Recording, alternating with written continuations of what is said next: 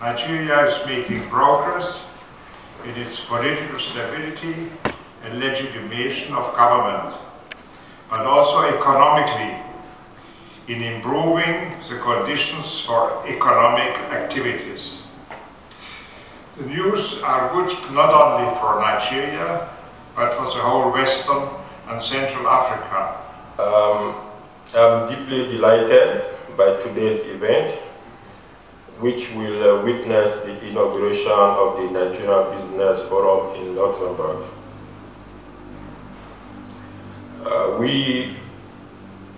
We are equally appreciative of the invitation extended to the mission, and in particular for the opportunity for us to address this August gathering.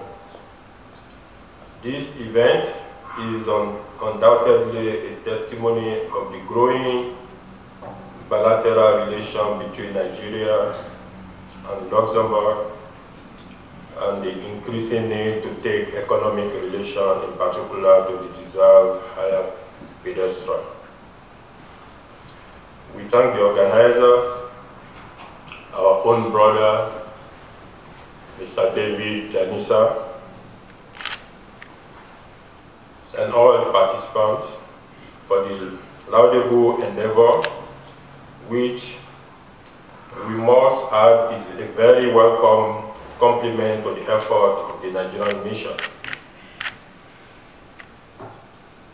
Nigeria, as you all know, is endowed with tremendous economic prospects, consisting of a good combination of abundant, requisite natural and human resources, coupled with increasing sound management of the resources by the government to harness them for the benefit of the country and citizens. For instance, official statistics indicate that Nigeria GDP has averaged 6.8% between 2005 to 2012 and reached an all-time high of 8.6% in December 2010. What is more remarkable is that this growth has largely been driven by the non-oil sector, a sharp contrast to oil-driven growth of the previous eras. Similarly, in the area of foreign direct investment, Nigeria has emerged as a foremost destination for FDI in Africa. Official statistics again reveal that within the first half of 2013, Nigeria recorded $7.8 billion inflow of foreign direct investment, and it has remained on the upswing trend in second half of the year. Indeed, based on all the foregoing indices and many more which time may not permit me to dwell on, Nigeria is officially acclaimed as the second largest economy in Africa and one of the fastest growing economies in the world. In this regard, I hasten to state that while all sectors of the Nigerian economy continue to offer abundant prospects and profitable investment and remain open to prospective investors, the government has designated a few of them as priority due to their obvious potentials to spur growth and development in other sectors towards the overall realization of the vision 2020.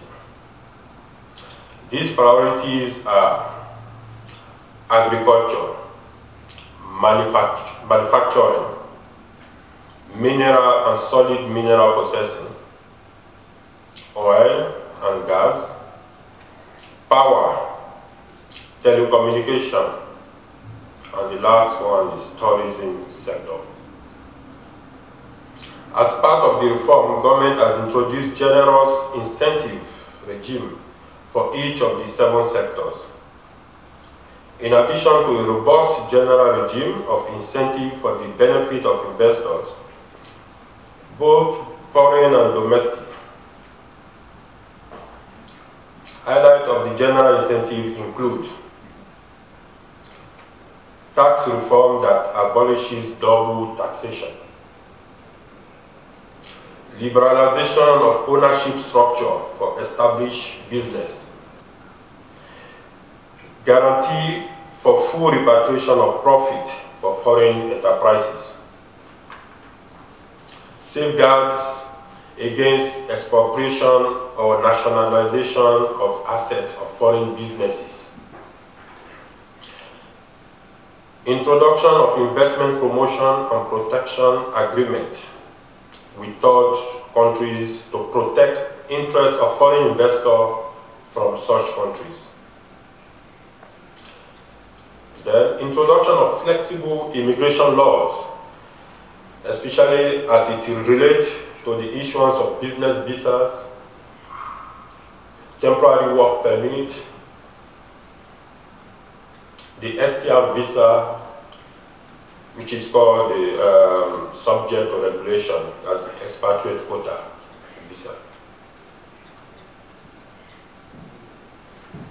Introduction of a one-stop bureau at the Nigerian Investment and Promotion Commission, which brings together under one roof various departments of government responsible for establishment of new businesses in Nigeria.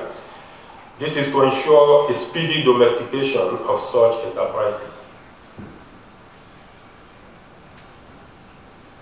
Additionally, government has also continued to improve on provision of critical infrastructure, such as energy, transportation, port and inland waterways, telecommunication services, banking services, etc., through appropriate reforms and partnership with the private sector under the Public-Private Partnership Agreement. It is equally noteworthy that government is also seized with effort to improve security situation in the country. The EU remains a key partner of Nigeria through trade and investment in the industrialization of the country. Indeed, stocks of EU investment in Nigeria alone amounted to no less than 30 billion euros in 2010. And today I want to talk about the oil and gas industry. As you all know, Port Harcourt is the heart of the oil and gas city in Nigeria. And one of the thrusts of the administration is to liberalize the oil and gas industry to attract more investors. So I'm going to be telling you a story of the oil and gas industry and all the good incentives that are there. Just like the moderator said, we need to carry this message to the foreign investors. And I hope I'm able to motivate you to come and invest in Nigeria after this speech. For some of you, you may not know that oil and gas industry in Nigeria is over 100 years old. We are very, very experienced in this business. The first oil was prospected in 1908, the second one was in 1937. Both of them were truncated by the two world wars. The two world wars truncated them. Then the first oil was drilled in 1951 by Shell. And they discovered the first oil in 1956 at Oloibiri. Just a historical perspective. So you're not coming to do business in a country that's learning about oil. We've been in this business for a very long time and we understand what oil and gas is. In Nigeria, we have refinery that has a total installed capacity of 445,000 barrels per day. But it has a business opportunity for you. Even when this refinery is working at installed capacity, it cannot satisfy our domestic need. What you're saying probably corresponds to about 20 million liters per day. But our consumption in Nigeria is about 35 million liters of petrol alone. We also consume 12 million liters of diesel and now 10 million liters of kerosene.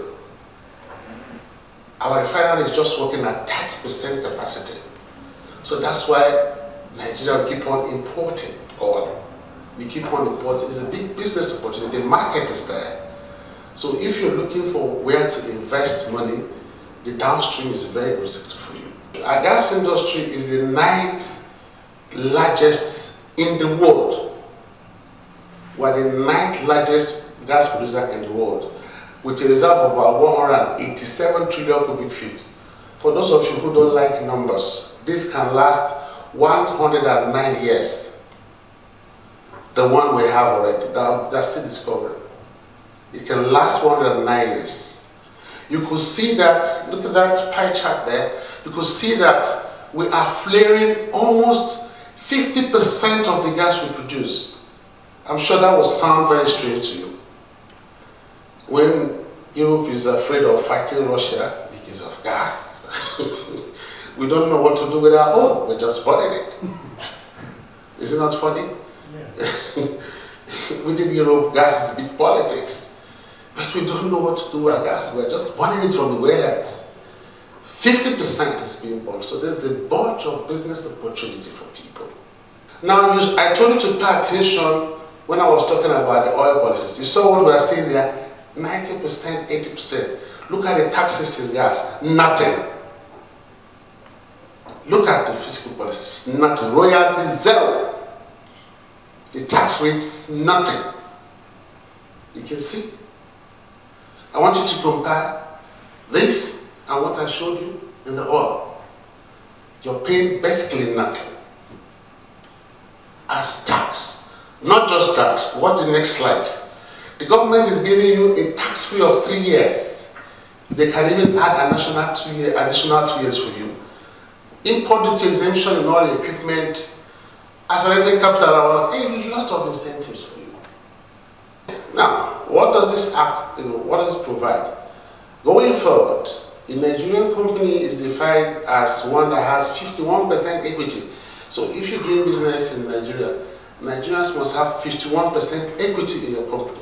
We're not saying that companies cannot come on their own, but you'll understand in a minute why you have an advantage over this. You can come, but a pure Nigerian company, Nigerians must have 51% equity. So how does it translate into business? How it translates into business is that if you are bidding a job with a Nigerian company, except where that Nigerian company cannot do the job, that's the only time you can get it. No matter how good you are, except it is established that the Nigerian company cannot do the job. Now, if you have 2 Nigerian companies now the government wants to see which company has more Nigerian content in his bid. We want to see of these 2 companies, which one has more Nigerian content. Because the government, like I give an example, like before, if you want to set up a refinery in Nigeria, the process is too long. You pay in a lot of levies, a lot of documentation, the licensing is so difficult, but now it's nothing. If they are convinced you can build a refinery, you can get your permit in 1 week. Well, when you talk about pricing of anything, it's not. It's based on a lot of factors. Pricing is not rigid. The fact that gasoline sells for this amount in Luxembourg does not mean it's going to sell the same amount in Nigeria. Remember, this is the oil is being produced in Nigeria, and at the prices that we're buying petrol right now, considering other costs, all the incentives, I don't think that if it's a problem. We had that problem with power, and they've adjusted the price and investors are in. But that's not the real issue. The real issue about pricing in the oil and gas sector is not about what we are buying locally, because the petroleum industry is a huge market. You can refine in Nigeria and export. All Nigerians are saying is that there should be one thing we should enjoy free. That's all. So if you're buying crude in Nigeria to refine, you have a market. The West African coast is enough market. You don't even need to go outside Africa. So you have market everywhere. And to tell you the truth, even with the regulation on, how much do we buy? We hardly buy at the pump price. We hardly buy at the pump price. It's just a matter of legislation. But just probably once in a while, you're lucky to buy fuel. Like as I talk to you right now, there's a scarcity of petrol in Nigeria since the past weeks.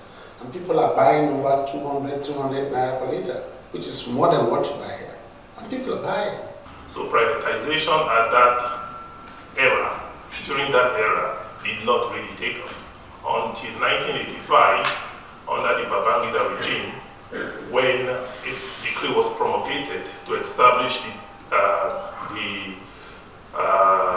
TCPC, which was the Committee on the Privatization and Commercialization of Public Companies.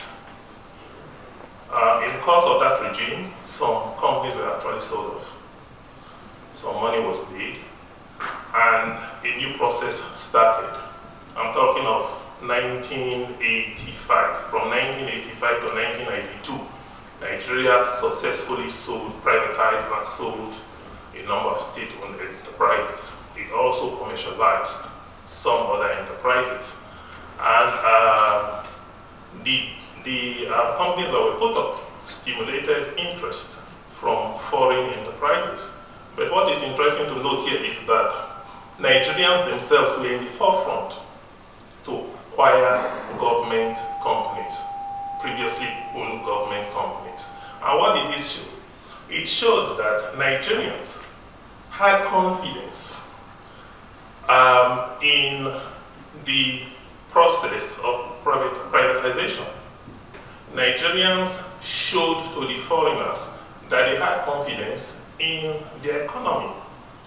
The Nigerians succeeded in enacting regulations that guided the sales, the successful sales of state-owned enterprises, in attracting foreigners to have an interest in what's going on in Nigeria by making available shares for them to acquire, and also in having these foreigners come to Nigeria to set up greenfield companies or to take control or partial control of already existing companies. And when they do that, by so doing, they come with their own technology to the benefit of Nigerians and Nigeria in general. The real players, the valuable players, they are not the national champions, they are the SMEs. These are the people we need to sensitize. These are the people whose impact in our relations will yield clear dividends.